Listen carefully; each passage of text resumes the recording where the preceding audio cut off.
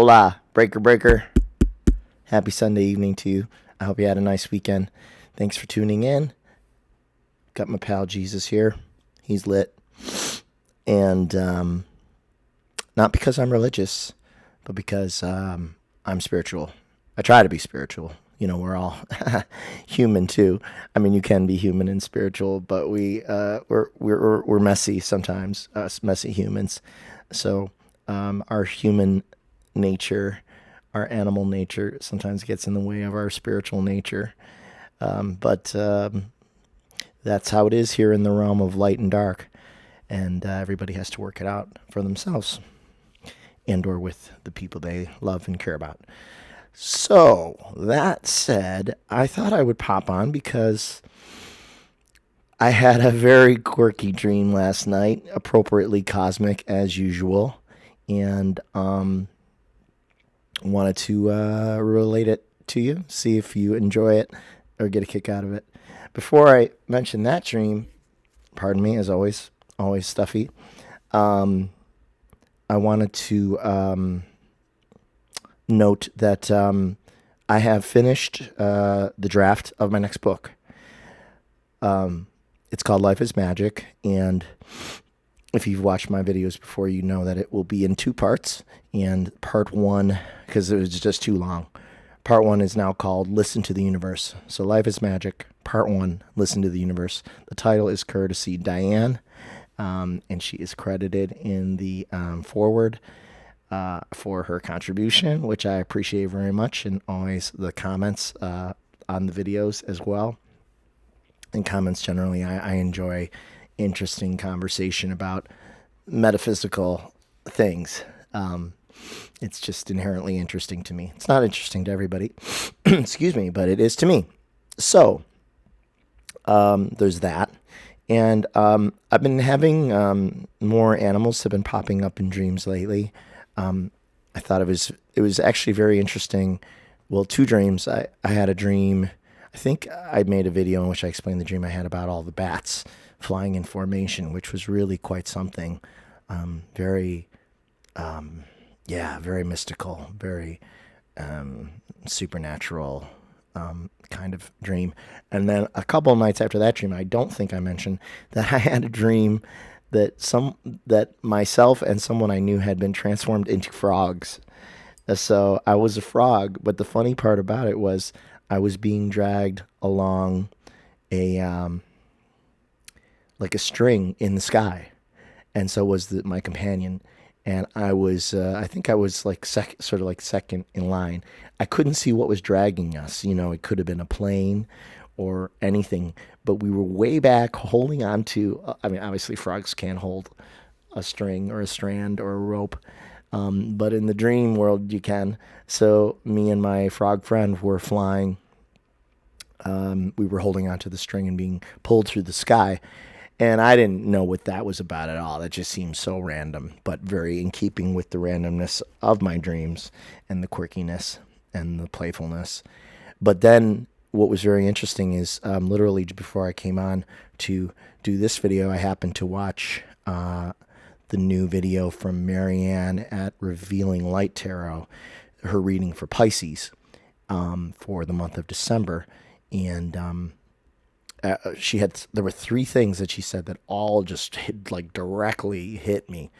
The first thing she said was that I'm seeing I'm seeing someone who may be a singer working on like a major project in December under deadline. And I am working on a major recording with my old newly revived band. The band is called Plaster Sandals, and it's a mafia joke. When you get when the mob decides to take you out, you know how you get cement shoes and they drop you in the ocean. This was the variation, Plaster Sandals. So make of that what you will. But we are recording. We started a recording in October that we're resuming in December, and we'll see where that goes. But it has a certain energy behind it, and a certain intent on my part that is a little different than things I've done before. It's a little more rock and roll and a little more well, I mean, I've always written stuff that's fairly poppy, but I would say it has a more, it may have a more, like sort of, specific audience that it appeals to. And in writing it, I was conceiving of this sort of like being a song aimed at a certain kind of person, which is not something I normally do. I usually just write music in whatever way it comes out, whatever I'm feeling at any time and in any musical style. But in this case, I had a sort of a preconception of this, old rock and roll meets new rock and roll. So, and wanted to try my hand at a little different kind of writing. And I feel very excited about the one song in particular, and it will be four songs that we're recording that are all pretty good. I'm pretty pleased with it, from a writing perspective. So, yeah. So when she said that, that was one right off the bat. Like, I'm seeing a singer and recording in December. Like, literally, I'm recording again in 2 days. I'll be laying down guitar tracks for the songs that we started. And then she said, and then something about, oh, I'm seeing a frog. And something about that being maybe a symbol for adapting to new environments.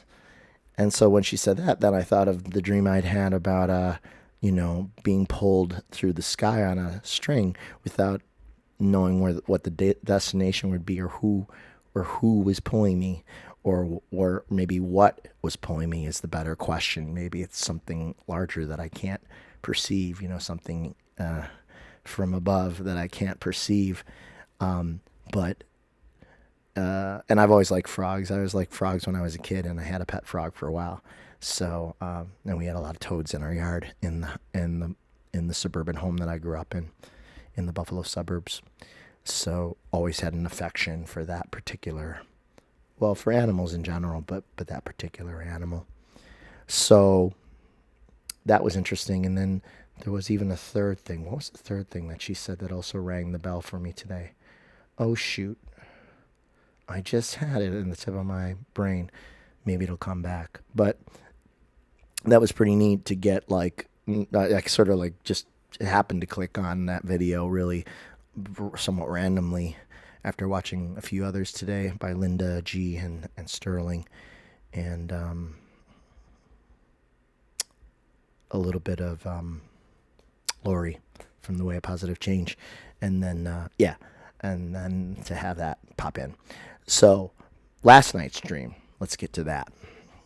This was in the tradition, pardon me, of my cosmic dreams.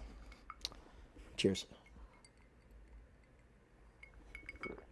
And it was basically kind of Star Wars-esque. It wasn't Star Wars specifically, but because the environment was different, and like I don't remember any lightsabers or anything like that, but I had the sense, first I had the sense that I was kind of watching what was going on a spaceship in space, like this struggle between good and evil, which I often dream about in general.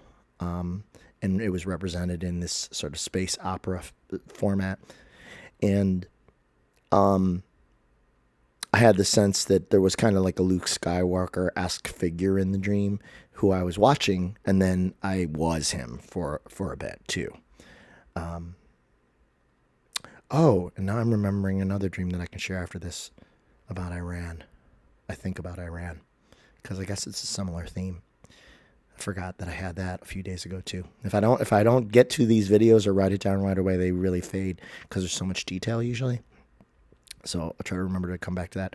So so in this dream, I'm kind of like this the Luke Skywalker-esque figure, and it is like, I mean, I've always thought that, especially the original Star Wars, is like, I don't know if George Lucas intended it to be a spiritual movie, but it really is a spiritual movie because the Force is the stand-in for like manifestation, positive manifestation, like to be aligned with what is good and to try to turn it from what you want to have happen in the world to a reality. That's my understanding of manifestation, because we live in a quantum universe of energy, which can be influenced by our intelligence and our thoughts, because everything is energy. So our thoughts are energy, and they affect the as yet undetermined future by the very way in which we think and what we think about and what we wish for and what we hope for and pray for. That's my basic belief system. So we were being pursued naturally by the bad guys in this dream. There was no Darth Vader, but there were other bad guys. And in one scene, kind of in this dream, I was with another person, and we were sort of running around a spaceship in which I could see out the windows. I could see like outer space and stars, sort of as a surround. And then these long sliding doors between these very big rooms. They tried to trap myself and another person. These doors slid and like trapped us. And at first it seemed like I would be cut off from the other person, but I kind of leapt through a door that was sliding shut. And so then the person and I were together to combat these other two villains, whoever they were. And it seems to me we were able to dispatch them, defeat them, but I think maybe my companion was either badly injured or even killed. And I don't have any more information or detail about that person, but they were down. That much I was aware of. And then the very strange part was, and I can kind of even see myself like sort of as the older Luke Skywalker, with like blonde hair still, but more like bearded, and in like kind of like a crossroads, almost like a kimono, crossed with the Star Wars theme. It had a Japanese aspect to it in the way that the doors slid and looked. So it almost had like kind of like I don't know much about ancient Japanese culture, but it felt like a cross of sort of styles in the dream. And then it was like there was a omniscient bad guy voice who was like, "Oh, okay, well, you've defeated these two combatants, but now you have to face," and they called him something like, I mean, not this, but they called him like Death Guy, Death something, like something very dark and, ominous.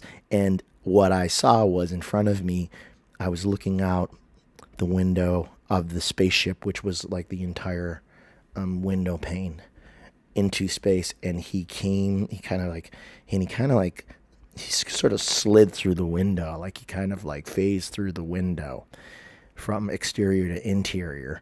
And he was on a big, black, wide motorcycle facing right at me, but like it was floating. It was a floating motorcycle. And apparently he didn't need any kind of spacesuit to ride it because he was just in his clothes. But it seemed to me that his head, everything was like dark. He was in all dark clothes, maybe black. It seemed to me that it seemed to me that his head was maybe like almost like a skull on fire. If you've ever seen the cartoon character, it's a Marvel Comics character called Ghost Rider. I don't know the exact origin but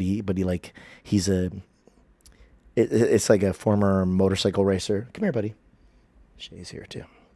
A former motorcycle racer who makes some kind of deal with the devil to like whatever do deeds of like hard vengeance or something, like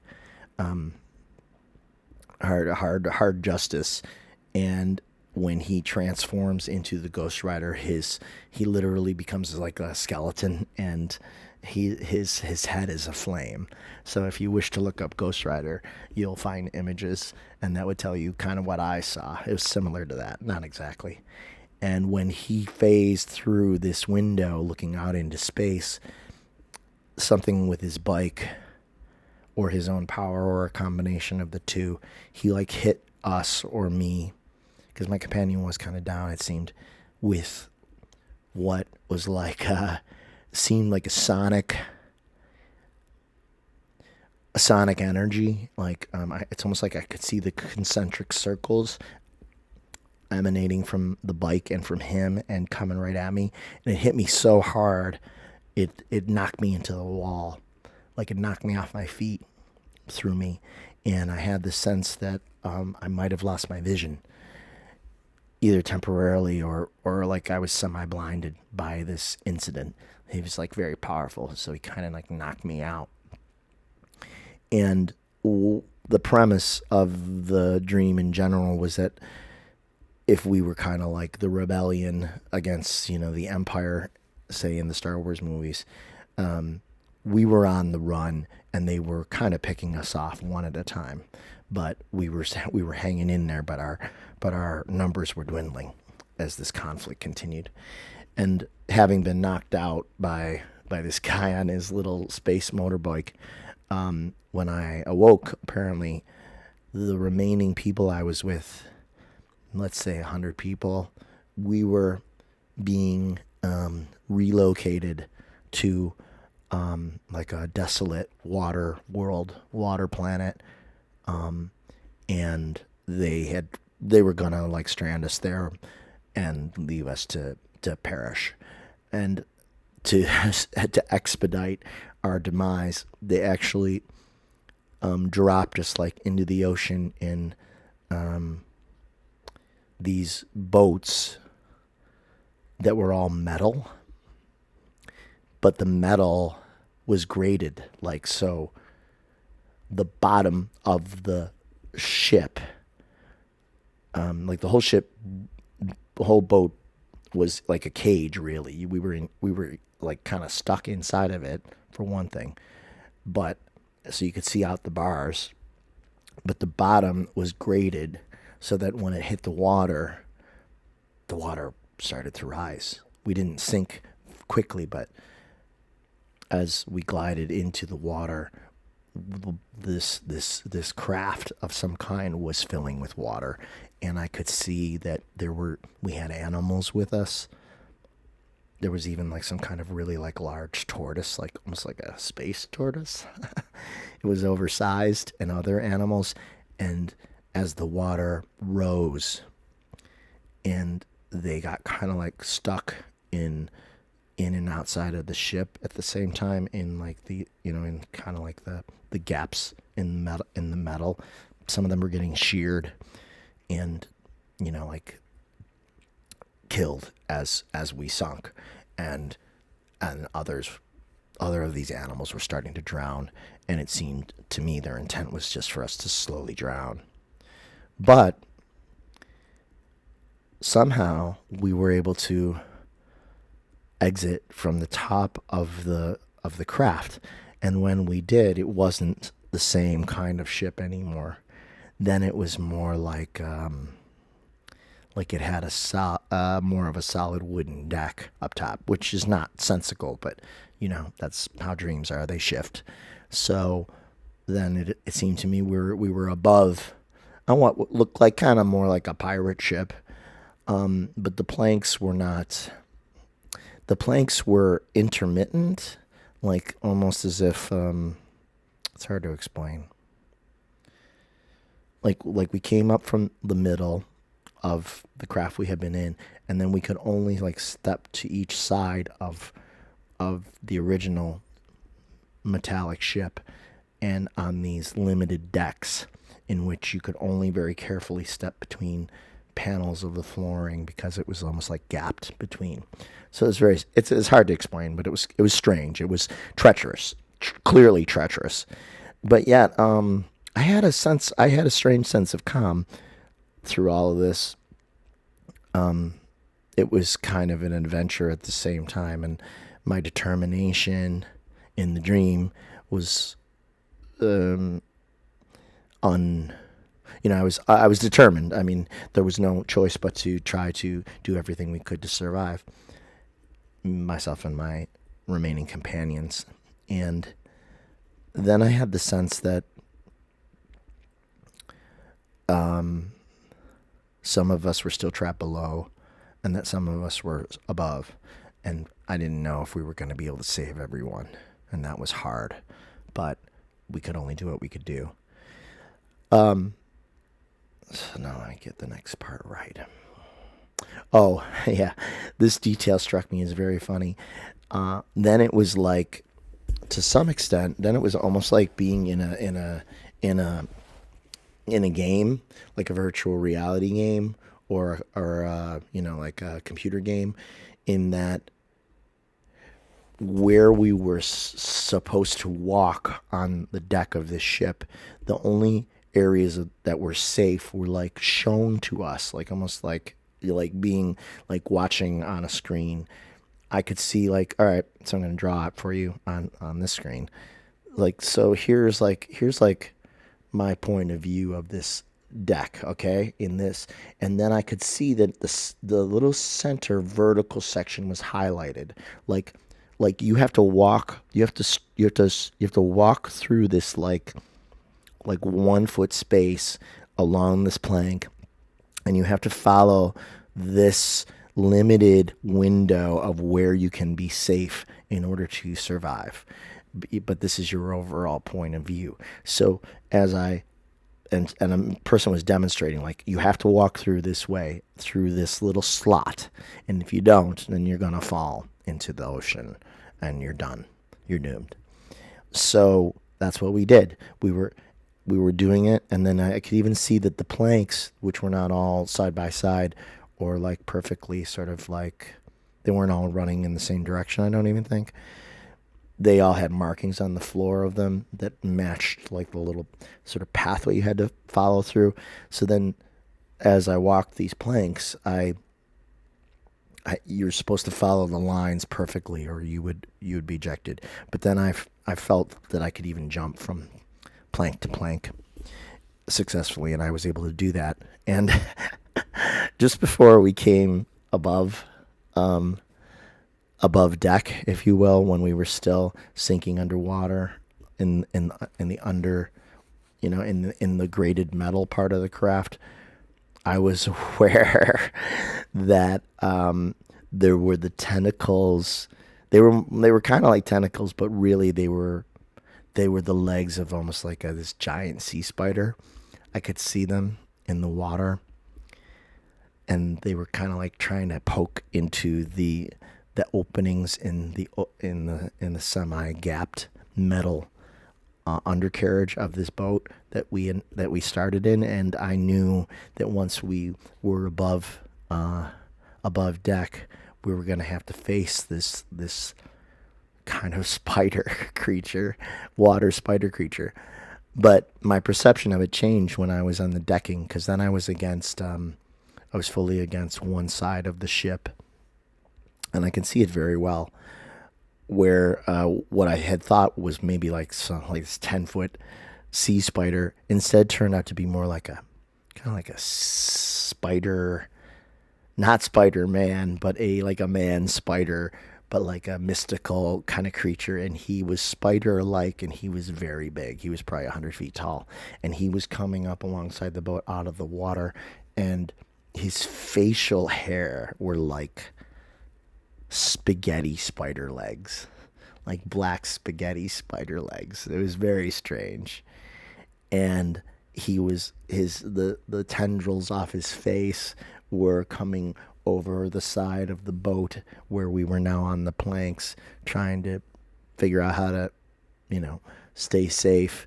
And I realized that as his little sort of seemingly alive face of spider, tendrily spider legs, like octopus spider legs, that we could grab them, and we could use them to our advantage. So I started to yell at everyone to grab these tendrils from his beard and start to tie them around the masts and the solid wood of the ship.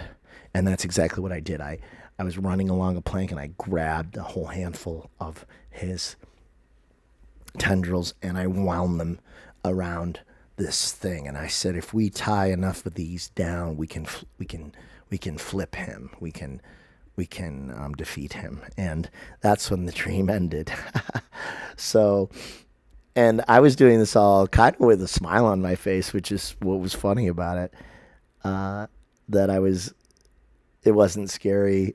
It was definitely like an adventure, almost like Gulliver's Travels. Yeah, in reverse, where he was the giant and against the small people, but we were the small people against the giant. And so I felt undeterred, but it was it was like a life and death struggle. So that was the gist of that dream. So make of that what you will. But it was very, very, the visual imagery was so strong in it. That's why I'm able to relate it, hopefully well enough for you to imagine it too. And then the dream that I was just remembering from a few nights ago that I think had to do with Iran was I remember being part of, in the dream, the resistance to what's going on now, the resistance to the authoritarian religious regime.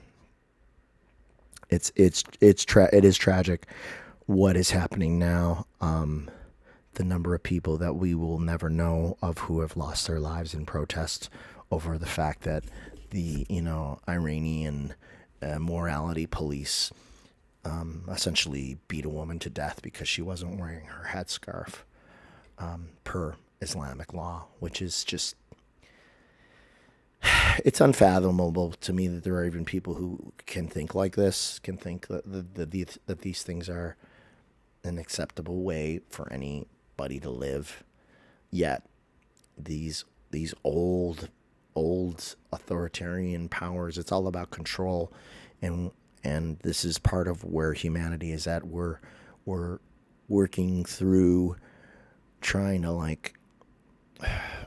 learn and grow up and get past these shysters who try to usurp our freedoms in the name of some other reason or cause.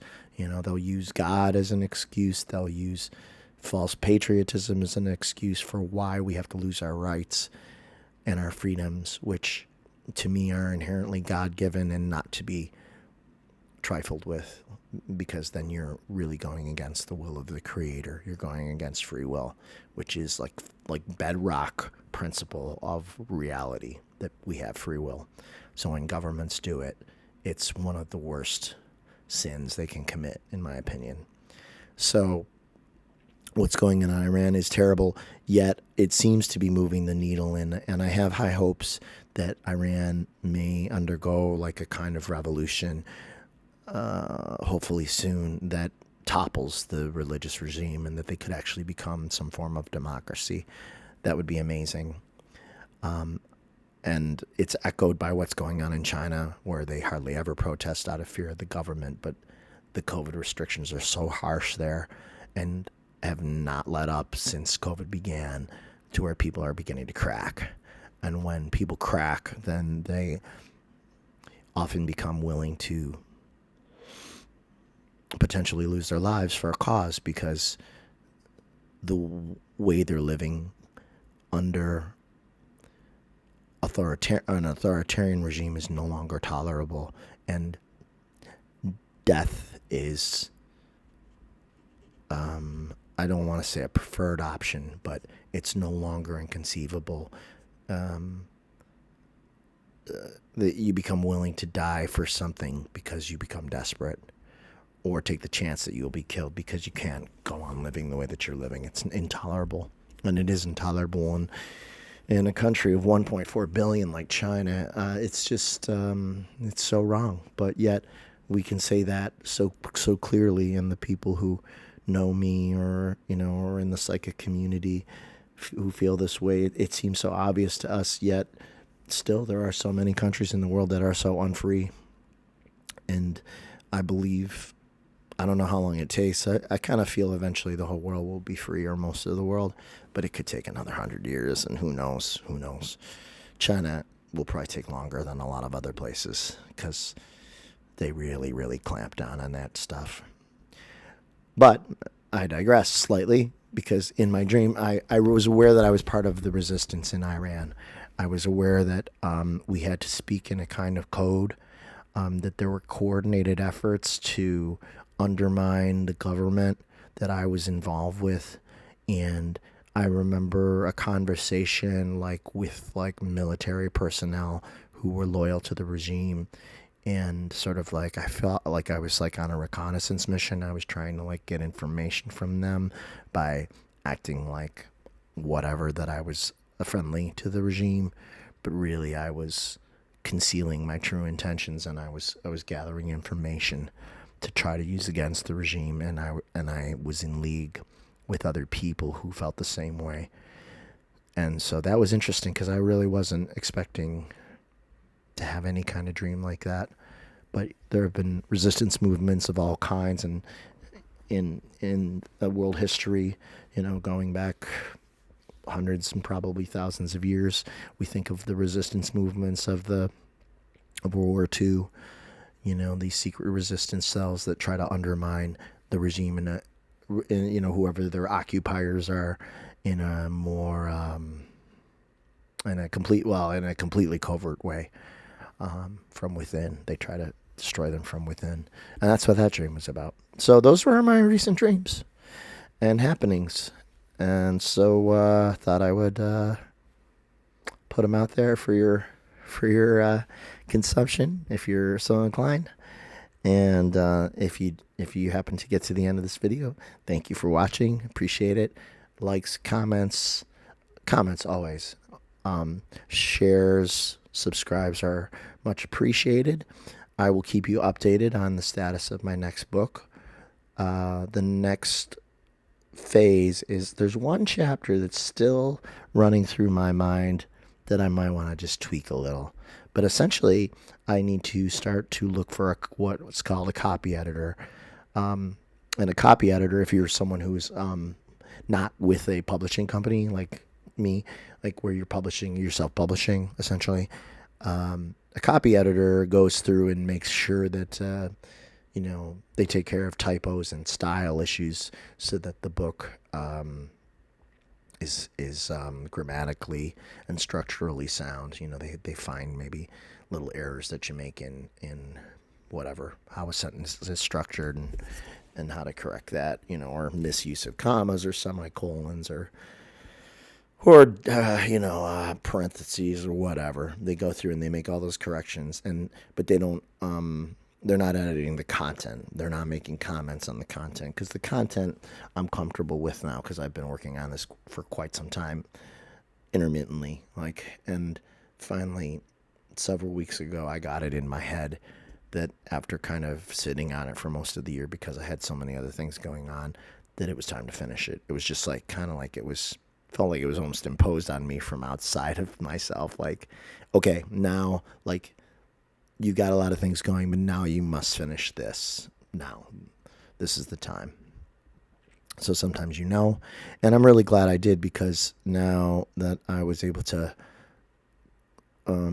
get the chapters about the potential nature of God really kind of in a shape that I'm happy with, comfortable with, that was the major hang up. And then I was able to really roll through the second half of the book, the editing much more quickly. And I even ended up writing a new conclusion that I think is really good. I think it will bookend nicely with the opening. It kind of one of those full circle kind of things.